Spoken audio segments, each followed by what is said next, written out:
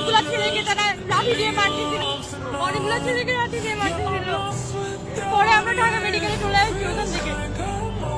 ওরা ওরা ইচ্ছে করে ওরা আমি আমি ব্রিটিশ কাউন্সিলে ওখানে ওখানে লাঠি দিয়ে আমাকে চারপাশ থেকে ঘিরে রাখছে।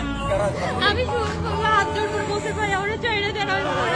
আমরা তো ভাত চাই নাই, পুলিশ তারাই দাঁড়িয়ে সিনেমা দেখতে আসে, সিনেমা হলে টিকিট পাই নাই। আমরা বাংলার মুক্তির জন্য আন্দোলন করছি। আমরা কবি নজরুলের স্টুডেন্ট, আমরা কবি নজরুল জগন্নাথ সবাই একসাথে রওনা করেছি। প্রথমে তাঁতিবাজার পুলিশ আমাদের আটকাইতে চাইছে, ওরা আমাদের আটকাইতে পারে নাই।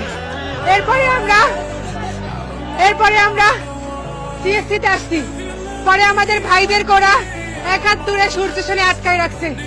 আমরা সেইখানে গেছি ভাইদেরকে আনতে। এরপরে ওরা আমাদের চারদিক থেকে আক্রমণ করছে।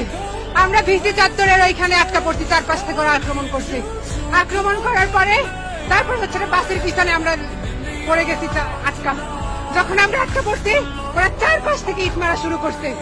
ইট মারতে মারতে আমার ভাইদেরকে আহত করছে, বোনদেরকে আহত করছে। এরপর যখন ওরা কি করছে, ইচ্ছা করে একটা পাশ ছাইড়া দিছে। একটা পাশ ছাইড়া দিয়ে পুরো একটা রাস্তা ওরা বড় বড় লাঠি নিয়ে দাঁড়াইছিল। একজন যাইতেছিল আর একজন 101টা করে পিটাইতেছিল। ওরা কাউরে ছাড়ে না, একটা বোনকে পর্যন্ত ছাড়ে না। ওরা কাপুরুষ, ওরা পুরুষ হইয়া নারীর গায়ে হাত দিতে। ওরা ছাত্রলীগ না, ওদের কোনো বঙ্গবন্ধুর আদর্শ নাই। ওরা কারা দিয়ে সন্ত্রাস, ওরা সন্ত্রাস। ওদের মধ্যে একটু বিন্দু পরিমাণে ওদেরকে মধ্যে কোনো মানসিকতা নাই। আমার ভাইটা বলতে ছাইরা দেন ভাই, ছাইরা দেন। পিটাইছে ইচ্ছা মতো। ওর পিঠের দাগ দেখলে আপনারা হাত করে থাকবেন।